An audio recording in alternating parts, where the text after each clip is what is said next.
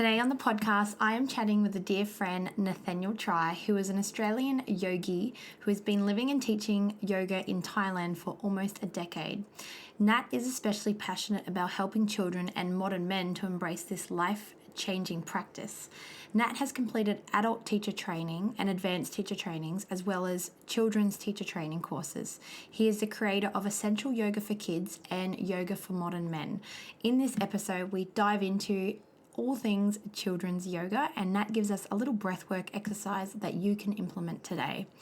There's a little discount code for Nat's course. Actually, it's a big discount code, so listen in to the end and we'll put it in the show notes if you want to take advantage of the discount code for Nat's Essential Yoga for Kids course. Let's dive in and talk children's yoga with Nathaniel Try.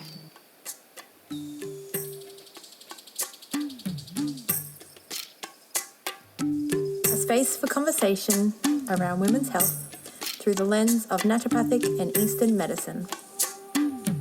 I am Sandy Ross, and this is Her Earth Medicine Podcast.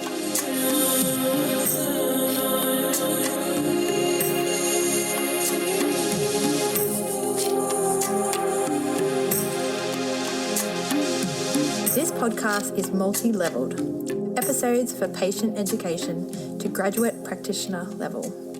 Thank you for tuning in, and I hope you gain value from this episode. Welcome to the Her Earth Medicine Podcast, Nathaniel Try. Thanks for having me, Sandy. Great to catch up. It's so good to catch up. So Nat and I are actually old yogi friends from, I think, back in like 2012, 2013 sort of times. We actually both crossed paths in Bangkok, but Nat might chat a little bit about that. So I'm really happy to have him come onto the podcast, and we're going to be talking about the benefits of yoga for children, which I think is so important to bring up. So Nat, can you maybe run us through and tell us a little bit about your journey and how you kind of got into yoga for yourself, and then maybe talk about how you got into yoga for children? Yeah, sure. So for myself, I started to practice yoga in 2011 when I was living in Canada, and I was 23 years old. And at the time when I started doing yoga, I was quite restless, and I had a lot of negative lifestyle habits, I suppose. And the way that I found yoga was actually lucky that I got a job at the largest yoga studio in Canada as a shift supervisor there, so I could just start to practice for free. So that was a very easy way that I got into it, and I started to notice immediately the benefits that I felt more calm and more positive and more energized and just sort of more present in my life. And it started to, I hadn't really had any problems with my body before, but I hadn't really taken much care of my body either. I just sort of had played sports and done music and stuff, but I hadn't done much fitness at that time. So I started to notice I felt better in my body as well. So that's how I first got into yoga. And then I guess I did my first teacher training course in 2012 when I came out to Thailand. And then my first kids teacher training course about a year after that when I started living in Bangkok. And I saw something advertised that they were looking for children's yoga teachers, and I thought, I haven't taught kids yoga yet, but I love kids. I love sort of the idea of helping kids, and then did my first teacher training course for kids, and then started teaching in the international schools here in Bangkok in 2013 for kids, and I've been doing that off and on and in different ways since then.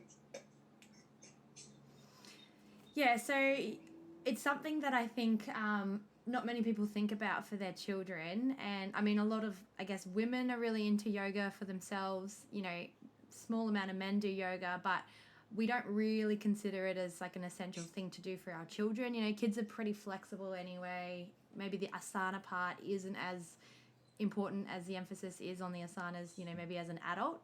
But can you maybe talk about like some of the benefits that you think children gain from practicing yoga?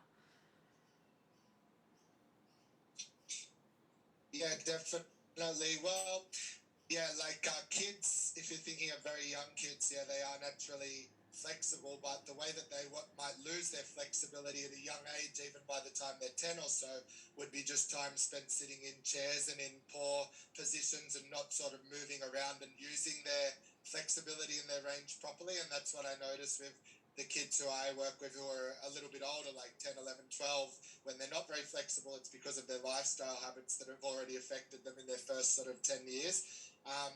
So I wouldn't immediately say that kids need yoga to develop flexibility, but more just to maintain flexibility. That's one thing. So if we think about the physical benefits for children, I'd say coordination, balance, developing stability and strength, just sort of proper use of their limbs, proper use of their core. So that's more for the physical side of things. For like the energetic and emotional side of things, I think it can help kids with like learning to self-regulate their own emotions by being able to breathe in a calm way in a challenging situation. So that's one of the best ways for the energy and emotional side of things. And that's like a skill that I think a lot of adults haven't even really developed. When they get into challenging situations, they find that they're overwhelmed by emotions that they can't properly handle or process. And I think if we can start learning those skills early on in the way that we breathe and the way that we sort of process the emotions that are coming up by ourselves without projecting outwards what we're experiencing, then that can be a really invaluable skill for children to start to develop early on. And then more for the mental side of things, because I would say like the emotional energetic is probably a little bit different than the mental. For the mental, I'd say like yoga can help more with your focus and your concentration and sort of your clarity of mind and things like that. So there's lots of benefits for kids yoga. It depends how it's taught. So some people will teach it more as just like a fun and games type thing, which is okay. There's still going to be some benefit, but I really believe in teaching yoga for kids as like a life skill that can help them to grow into mindful young adults. And I guess also, depending on the age of your child, is going to change how you teach them as well. What age do you sort of work with, and what age do you recommend that, kids start practicing yoga? Is it, toddlers, or like you said, you're teaching a lot of 10-year-olds as well? Can you maybe walk us through the timeline on where to sort of add these practices into your children's life? Yeah, I think like 3 or 4 years old is a good time to start. And when the kids are sort of between 3 to 5 or 6 years old, you can focus more just on sort of instruction, because I guess the way that they learn, they can't sort of understand as much what you want them to understand. But when they're at that young age, if you just sort of show them the techniques of how to move their body, how to do the breathing exercises, when I start to teach meditation, it's very simple. It's like sit still, try not to move, try to keep your eyes closed, try to count your breathing, because there has to be a mental point of focus for the very young kids, or they can't just focus on pure consciousness. It's too difficult. And then when they start to get to like 6, 7, 8, that's when they'll be a little bit more skeptical of what you're trying to teach them, I guess, because they're a bit more back-chatting and doubting, and they start to understand that they can have the power of choice in their lives, I guess. So when they're at that age, you kind of need a buy-in. So you need to sort of get them to agree with and understand the benefits of what they're doing. So it might be like, oh, do you ever feel pressure from being at school or from your family life, or do you ever feel stress, or like do you sort of like to use your body, and how does it feel when you play and move? So you need them to just sort of get involved a little bit. And then from when they're like 9 to 12, usually depending on who they are and like their parental guidance and their schooling and stuff, usually from 9 to 12, they can start to accept the benefits of how yoga could help them, and they usually are more interested in being involved, depending on what's going on. But those are I guess, the three sort of age categories, kind of like 3 to 5 or 6, and then 6 to 8 or so, and then 9 to 12, in the different ways that they can be receptive or not receptive towards the learning. Can you maybe cover like how often kids need to practice yoga to receive benefits, and like is there a particular time of day that you work with kids that they gain more benefit out of it? Well, when I've worked in the international schools or when I've like taught kids sort of privately, it's usually in the afternoon at the end of their day.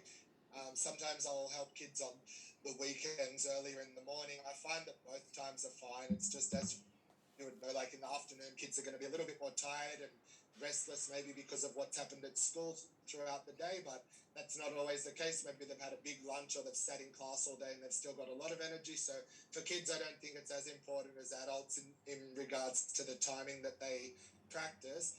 I think it's a good idea for kids, like if parents are interested in getting their kids into yoga, then sort of like once a week or twice a week with a teacher is probably enough. But then the main thing that I've focused on with kids, which I think is the same for adults, and I'm sure you'd agree as a fellow yoga practitioner, Sandy, is that like it's really about what you take away from what you learn from your teacher and how you integrate that into your life. So the main thing for me when I'm teaching kids yoga is that I want to try to focus on like short sequences for them of 5 or 10 minutes that they can start to remember, start to learn on their own, start to practice, or even just short sort of techniques that they can use, the breathing techniques, or very short flows or sequences, so that they can start to use yoga and breathing exercises and meditation as like practical real life skills to help their quality of life. So I guess the point is once or twice a week in an extended way with a teacher, so they really start to see what's happening in a better way. And then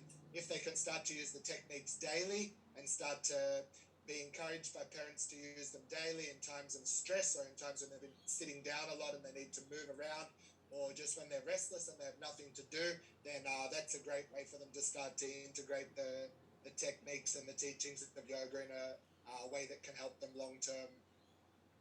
Yeah, great. And, more so is yoga needed for children than ever, I think, with all the lockdowns worldwide and homeschooling and so much sitting on chairs rather than like running around in playgrounds, being outdoors and, actually burning off energy. Have you noticed a big shift with, you've gone from being in schools and working in classes, and I think it's been locked down for quite some time over in Bangkok. Have you noticed like a bigger need and like I guess more of a benefit to the yoga that you're actually implementing with your kids over in Bangkok at the moment? Yeah, well, this year, unfortunately, I haven't been welcomed in any of the international schools because they all became very strict with letting outside providers come in to teach the sessions during COVID due to their concerns over the health risk or whatever. But I've still been teaching some online group classes through just random Thai people who I know who run kids online summer camps and stuff like that. So the kids have been doing the sessions via Zoom in the family home, and they're as enthusiastic and they see the benefit as much as they would in a classroom environment, which is great, even though they're sitting at home in the family home and they don't have the other kids there with them. I've noticed that they've been as receptive, which is fantastic for me to see that they can I guess benefit and be as interested in learning yoga when they're at home on their own as they would be in the classroom with their friends. And then I mean, that is through digital technology, of course, but I think, like, yeah, one of the great benefits of yoga once kids actually learn how to do it on their own, or if they're doing it face to face with a teacher, is that they get a break from the screen time.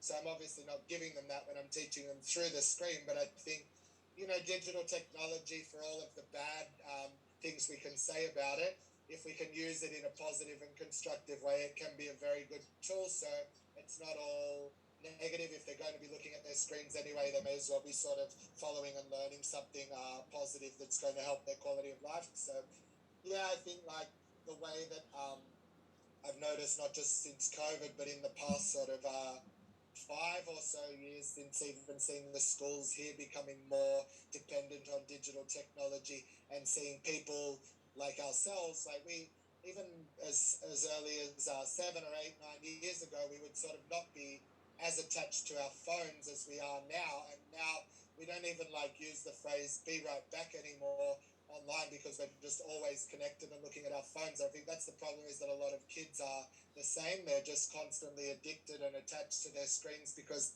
that's how they've grown up, especially here in Bangkok, where a lot of the children that I work with are privileged international school kids, I suppose, who like they have access to these smartphone technologies, and like the sort of parents are trying to get them the best education, the best technology. So the kids sort of unfortunately are constantly attached because they have the means and the resources to be attached. But one of the points that are being missed is that like digital technology can have negative or adverse impact on kids when they're spending too much time on there. So yoga can be a way that they can help to spend less time on there if they learn how to do it on their own, I suppose. And if not, then, as I said, through the screen, at least it's something a bit more positive than scrolling memes or playing games on social media and stuff like that.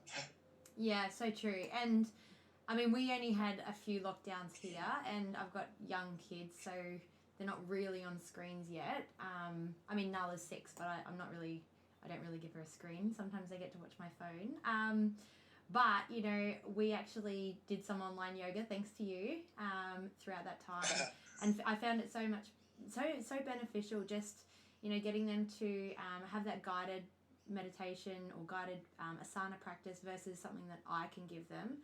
And, you know, I even noticed that, you know, talking back to your teaching the kids to be able to do the yoga themselves, you know, a few days after that, they were actually doing some of the poses, because I haven't really done too much yoga with my kids, to be honest. They had a little bit, like they've both gone to kindergarten 2 days a week, so they do it at kindy. But, you know, I haven't really seen them practice some of those poses at home. So I think what you're saying is educate the kids and get them to be able to do a few of these things in their own space and own time, away from screens, learn the breath, be more mindful. You know, these are some of the great benefits we can get from teaching yoga to children, especially, you know, as young as what you're saying, 3 or 4. Yeah, definitely. That's great to hear that your kids were receptive towards it. Like, I think one of the things I've learned with teaching kids yoga is that, you know, repetition is important and keeping it simple is important. Like a lot of the ways I shouldn't be critical of any efforts to teach yoga to kids, but I think if I could be critical towards one thing, it would be that a lot of times when it's taught to kids, it's just sort of shown as a game and maybe like a form of entertainment. But if you sort of explain to kids, hey, this can be something like it can really help you in life, and then you teach it to them in a very, very simple, very easy to digest way, they will start to notice the benefits and they will start using them on their own. I've even had like, I can remember it just popped into my head, one 8 or 9-year-old girl who I was teaching, who was obviously already she was in an international school class, and she was already at the age of sort of being able to see the benefit for herself. She may have been 9 or 10, I'm not sure, but she was definitely under 10, and she came to class one day and said like, Mr. Nat, last night I noticed my dad was stressed because he said he lost a lot of money in some big meeting, and I showed him some of the yoga you taught me, and he told me it helped very much and he felt more calm. And I'm like thinking like, this is, you know, when you can get this information and knowledge to kids at a young age and they see the benefit, they can even help adults who have never been exposed to this or never seen the value in it. So yeah, it's really powerful stuff. Yeah, that's so good. I wish my kids would get Jessie to do some of those yoga techniques at times. Okay, Nat. So you're actually going to run us through I guess, mindfulness technique or a breathing exercise or something of your choice. So I just want to maybe let the listeners know that, you know, if you've got somewhere, or Nat, you can maybe talk about it. But basically, guys, now Nat is going to run us through some sort of mindfulness technique that you can actually implement with your own kids. So I'll let Nat guide this. But yeah, let's all do it, whoever's listening, if you have the space and the time.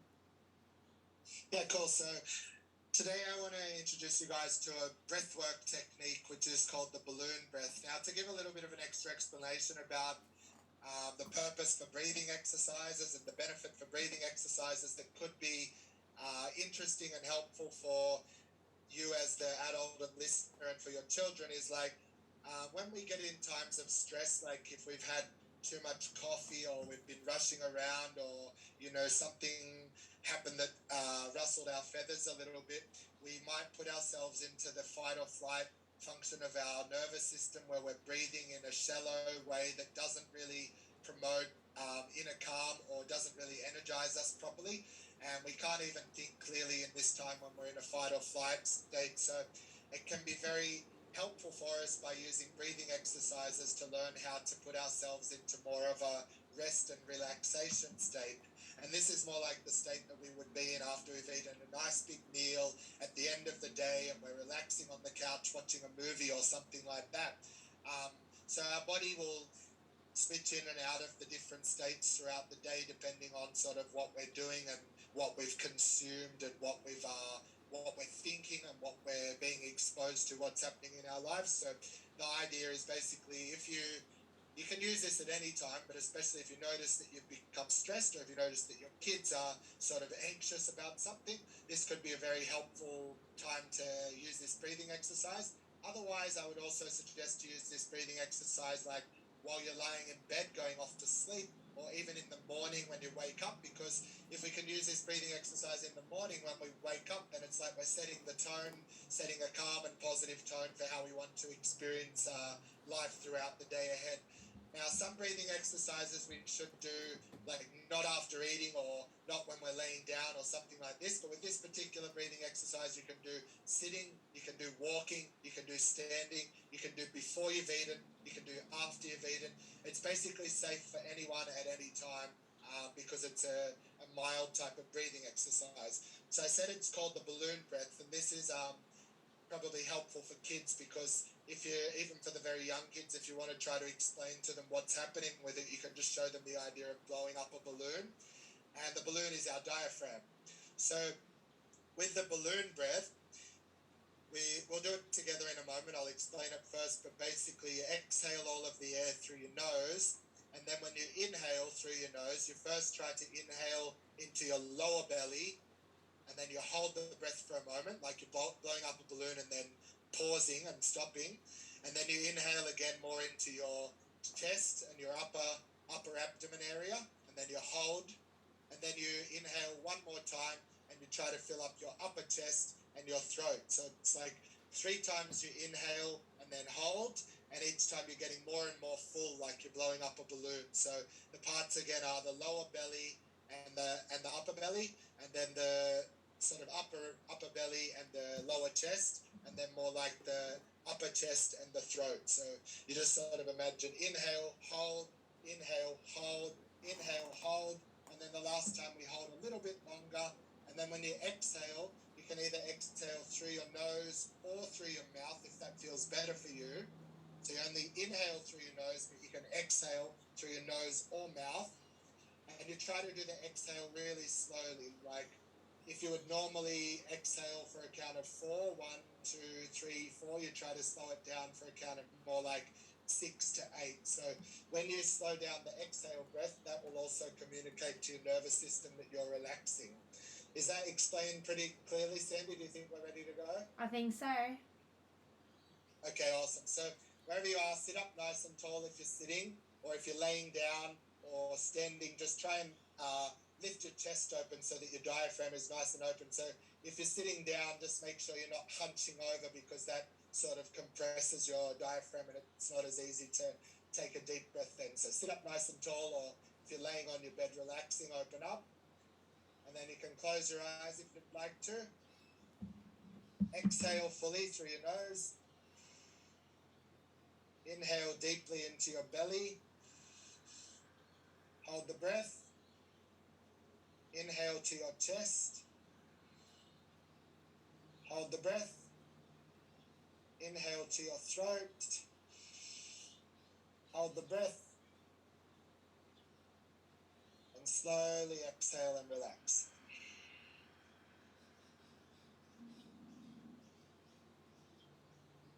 Inhale to your belly. Hold the breath. Inhale to your chest. Hold the breath. Inhale to your throat. Hold. Slowly exhale and relax.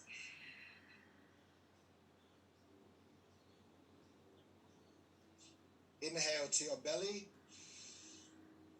Hold. Inhale to your chest. Hold. Inhale to your throat. Hold. Slowly exhale.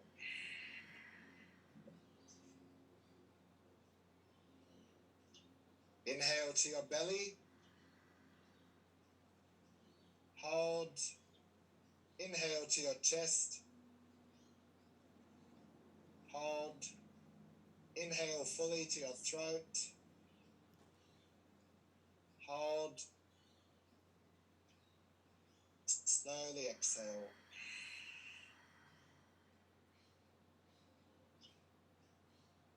Inhale to your belly. Hold. Inhale to your chest. Hold. Inhale fully to your throat. Hold. Slowly exhale and relax.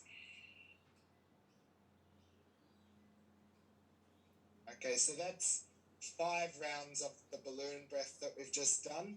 Anytime that you do this, either for yourself or with your children, I'll recommend doing a minimum of 5 rounds. You could do up to 20 rounds, but usually 5 to 10 rounds would feel like enough. If you're really stressed out, or if someone in your family or household is really stressed out, then 15 or 20 breaths might be what's needed to really change the function of the nervous system. But usually, 5 or 10 breaths once or twice a day can be a daily technique that you use. You can't overdo it with this. Like, there's some breathing exercises you need to use sparingly. If you want to do this 3, 4, 5 times a day, there's no problem with it. It's totally safe. So good, Nat. I feel very chilled. Good. Probably the Happy to hear that. most relaxed I've been on a podcast, that's for sure. Awesome. Okay, so Nat, I want you to tell us about, so you've recently launched your children's online yoga course, which you were so generous to share with me and my children, and that's why I was like, we got to get you on the podcast to share this with more mothers or parents out there. Do you want to maybe tell us a little bit about your course, what's it about, and how people can access that? Yeah, sure. So the course is called Essential Yoga for Kids. I decided to film this course almost a year ago now because I started to see that the learning was happening a lot more online for kids, and I thought, there's already some kids yoga courses out there. Why don't I get involved? I've been teaching kids yoga for a long time. And I decided to make my course a little bit different than a lot of what I've seen out there in, like I've already said, presenting yoga to kids in a slightly more serious way, but it's still meant to be sort of playful and enjoyable. And it's just that I'm not using big, high, expressive, silly voices and lots of sort of metaphors and games and stuff like that. I'm just sort of focused on teaching the kids the sequences of yoga. So there's around 13 or 14 physical yoga sequences, and in terms of the physical development, each of them is about 5 minutes long because that's a good length of time to keep most kids engaged in something. And then if they do want to do more, they can sort of do 2, 3 or 4 lessons at a time. But the physical lessons are sort of focused on developing strength and stability and active flexibility in their legs, in their hips and in their core, and a little bit of upper body sort of core strength as well. Then there's some sequences which are more focused on like relaxation and flexibility, different things like this. And then there's a few that are a little bit more to do with like the movement and the coordination and synchronizing the breathing and the moving. So it's covering a full spectrum of like what yoga can offer to kids. Then we also have some lessons which are focused on the breathwork practices, like the one that we've just learned, and a few others, and then a few lessons on meditation, and then some to do with mantras and affirmations and using sort of positive intentions to help kids to think in positive and constructive ways. So there's all up about 19 or 20 lessons on the course. It's basically timeless content. So for kids from the age of 3 years old up until 13, 12, 13 or 14, they can still feel that it's relevant. The only reason I would say that it might not seem relevant after that is because the children who are demonstrating in the videos with me are quite young. They're 6 and 8 years old. So I know as kids get a little bit older, they'll sort of be like, this is for young kids. But actually, honestly, the techniques and the skills that are being taught in there are still things that I and all of my adult students use to this day. It's just the way it's presented is slightly in a more condensed form, I suppose. So then there's also a video library with about 90 different instructional videos going over the specifics of how to do the poses. So you get a lot of bang for your buck with the course.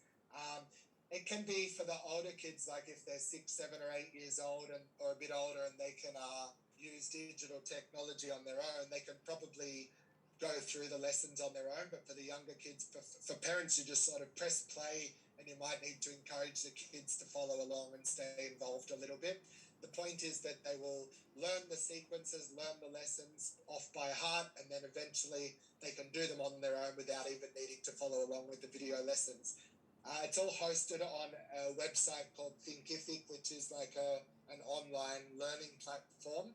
And once you join up and become a member to that platform, and once you purchase the course one time, you have lifetime access. So, if you purchase it now, you'll still be able to, for your 6-year-old kid, have them following the lessons when they're 9 years old, if they're still interested, which I hope they will be. I think the trick with teaching kids yoga, which I didn't say before, is sort of just letting it be a small part of their lives is better than making it be such a big thing, like the way that they would learn a sport or something that they might do once a week and then sort of practice or play a little bit on their own.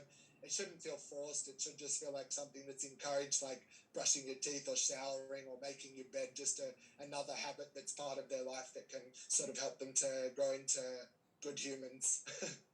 Yeah, so good. And I have so much gratitude for you, Nat, because I think this is such an important thing to teach our children. And now you're making it easily accessible for a lot more people, which is amazing, truly needed. And we definitely need this stuff in schools too. So, it's something that, like you said, if rather than making it like a big part of their life that's a chore, just dropping little bits of a yoga, mindfulness, and teaching kids compassion is all they really need to do. Learn how to breathe deeply rather than breathe like a rabbit. It's pretty Exactly. it's pretty basic to get the kids to just pick up on some of these great techniques that will be lifelong skills. So thanks so much for all your work that you're doing amongst kids, and now sharing this worldwide.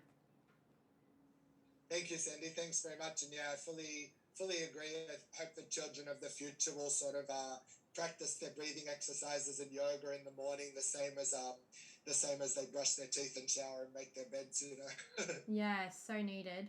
I certainly need to get back into the habit of trying to have a mindful minute with the kids, especially now that they're getting to an age that it's easier to do that. When they're young and you've got a young baby, it's way more challenging. But as soon as they 3 years old, sort of upper from that, it starts to become something we can do. It's just, I guess, making it a bit more habitual in our lifestyle. Yeah, exactly. Yeah, and I've certainly detached from my yoga practice. Like when you and I knew each other back in Bangkok, I used to go about 5 days a week to yoga, and yeah, I'm lucky to make it once a week, and sometimes I'll do my own practice, but not as often as I used to. So it's all about, creating these healthy habits and being a good influence for our children as well. So joining in with them. And I did the yoga alongside the kids too, and I felt good. I was like, oh, I know all these poses. This is so good. So, and I enjoyed it more so than, awesome. Yeah, more so than some of the other Awesome. ones. Because some of the other ones, like you said, Yeah, they are a bit more, I guess a lot more colours, a lot more stimulating, all that sort of stuff for me to join in. Where yours was, a little bit more authentic. So I did enjoy that. So yeah, once again, thanks, Nat. Where can Thanks people so much. find your course? Yeah, so we have a special offer for your listeners today, Sandy, for any mothers or fathers out there who are listening, or caretakers who would like to purchase the course for their kids. And as I said, you get lifetime access for this. It's about $97 US, which is probably like 130 or 40 Australian dollars. But today I'm offering a special 50% off that price. So it's very affordable when considering you can have lifetime access, and if you have multiple kids, they can follow along together or at different times. So it's hosted on the website called essentialyogaforkids.com. So we can share that link somewhere on your post, hopefully. That's essentialyogaforkids.com. And then when you go to sort of join up and make your Thinkific account and enter credit or debit card details, if you enter in the coupon code special 50 off, so special and then the numbers 50 off, you'll get 50% discount on the purchase. So I'd say it's a very, very good deal. And there's also one free lesson up on the website that you can try first, which is called Easy Flow 1. So that's like a short sort of standing sequence. You could do that first to get a bit of an idea of if you are interested in purchasing the full course. Wow, Nat, that's so generous of you. Thank you so much for doing that. I really hope people kind of tune in and utilize that, because that's very generous of you. Thank you. Is there any last, pearls of wisdom you want to leave with us around yoga for kids, Nat? Because, I certainly know and understand the benefits, and I really hope people listening and tuning in do as well. Anything else you want to leave us with before we wrap it up today? If you're still listening and you sort of don't even get around to looking up the website or anything like that, if you followed along with the balloon breath exercise and you felt like there was some benefit from that, just try doing 5 rounds of that with your kids. It might be a struggle, they might resist and argue, but keep persevering and trying, and I guarantee you if you can get the children to do 5 rounds of the balloon breath afterwards, they'll tell you that they feel calm, and that's enough indication that what you're doing with them is powerful and helpful. Yeah, I certainly found the calm after that. Okay. Well, thank you so much, Nat, for once again taking the time out and coming and having this chat with me, talking about kids yoga and the benefits for that, because I just think, once again, it's so important to share this. We're teaching English and maths and all that sort of stuff, and we need to be teaching mindfulness and self-compassion and all these sort of things that can really help to benefit the life skills of these kids that are growing up, these precious beings in this really kind of scary world, really, especially with what's happening today. Yeah,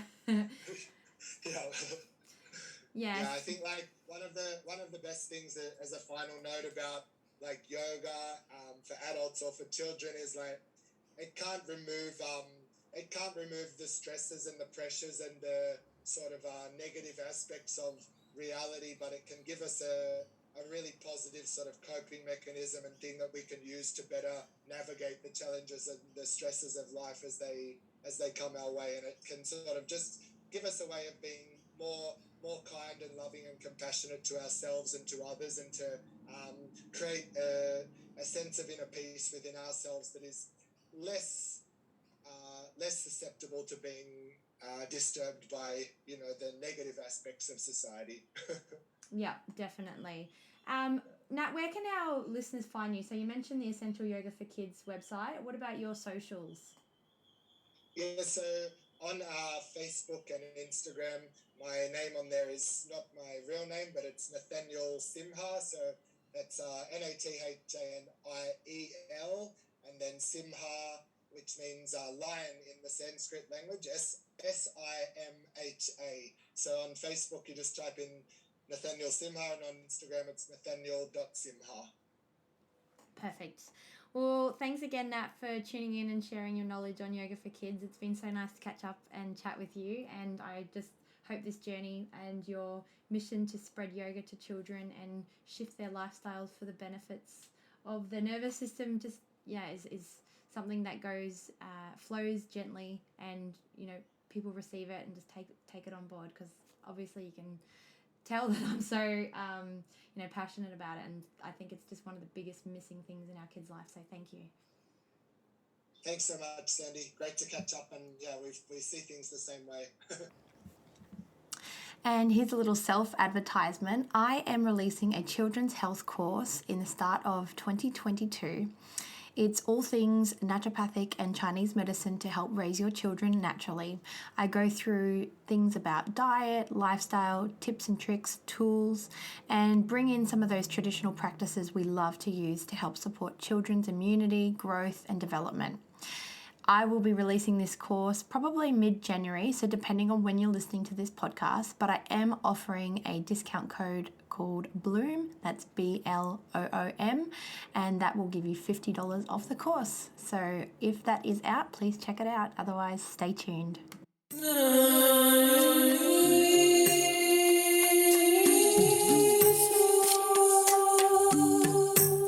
Thank you for listening. I have been a practitioner of naturopathic and Chinese medicine for over a decade. I have a master's degree of health science, and I am an academic lecturer at Australia's leading natural medicine college. I am available worldwide online for bookings. Simply go to sandyrosshealth.com.